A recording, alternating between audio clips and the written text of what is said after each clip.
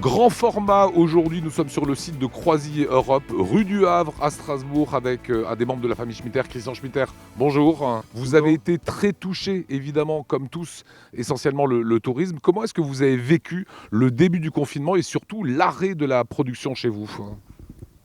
Alors, comment le vivre? Je crois qu'aujourd'hui, on est sur un site qui en donne l'image. Il y a 15 bateaux qui sont à l'arrêt aujourd'hui. Ici, simplement pour les croisières sur le Rhin et le Danube. C'est une catastrophe, c'est un drame.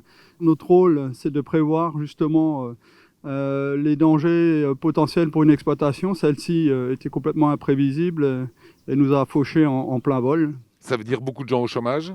Croisier Europe est une entreprise qui est saisonnière avec des collaborateurs qui sont en contrat à durée indéterminée, donc pas saisonniers.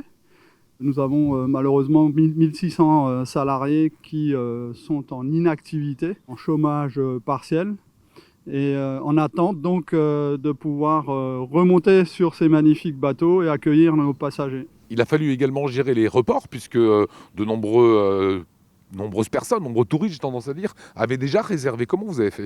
Heureusement, beaucoup de gens se reportent, beaucoup de nos clients se reportent sur les périodes maintenant de juillet, août, septembre, octobre, alors qu'ils étaient réservés effectivement sur les périodes de mai, juin, juillet. On va dire un petit mot sur tous les masques aussi que vous avez offerts au personnel soignant. C'était important pour la famille Schmitter. Oui, tout à fait. D'ailleurs, j'en profite pour avoir une pensée pour toutes les personnes qui ont été touchées par ce drame. Je crois que c'est environ 2000 masques qui ont été offerts, plus du gel que nous avons d'ailleurs traditionnellement sur nos bateaux, parce que ça fait longtemps que c'est disponible chez nous dans les cabines. Et également, on a mis à disposition 2 bateaux en hôtellerie, à Paris et à Bordeaux, pour accueillir les aides-soignants qui venaient des régions alentours et qui avaient besoin d'une structure hôtelière pour pouvoir se reposer et continuer ce formidable travail qu'ils ont réalisé. Voilà, ils dormaient à Paris et à Bordeaux sur vos bateaux, effectivement. Qu'est-ce que vous avez mis en place maintenant pour recommencer l'activité ? En gros, comment est-ce qu'on va redonner de la confiance aux gens ? Le mot, il est là. Aujourd'hui, c'est le mot confiance qui est très important. Nous mettons en place tout ce qui permettra d'assurer une sécurité maximum pour les passagers. Pour ceux qui nous connaissaient, il y avait petit déjeuner buffet, ça sera un petit déjeuner à table. Il va y avoir une circulation à bord du bateau qui sera organisée grâce à des bracelets de couleurs qui vont permettre d'identifier des groupes de personnes qui pourront avoir accès à différents endroits, à différents moments de la journée, également pour les départs en excursion. La distanciation, naturellement, sera préservée. Ce sera un double service au restaurant également. Enfin voilà, nous allons nous adapter au fur et à mesure de l'évolution de cette maladie à la situation pour pouvoir apporter un maximum de sécurité à nos passagers qui vont nous faire confiance pour partir découvrir nos destinations proposées. Et vous lancez l'opération proximité et sécurité réservée sans payer. Qu'est-ce que c'est ?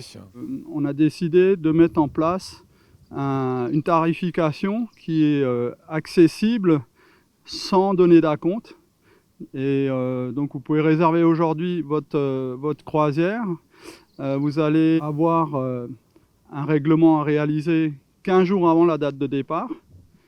Mais 16 jours avant, si vous décidez de ne pas partir en croisière parce que les raisons sanitaires les conditions sanitaires ne sont pas réunies, à ce moment-là, vous pouvez le faire sans frais également.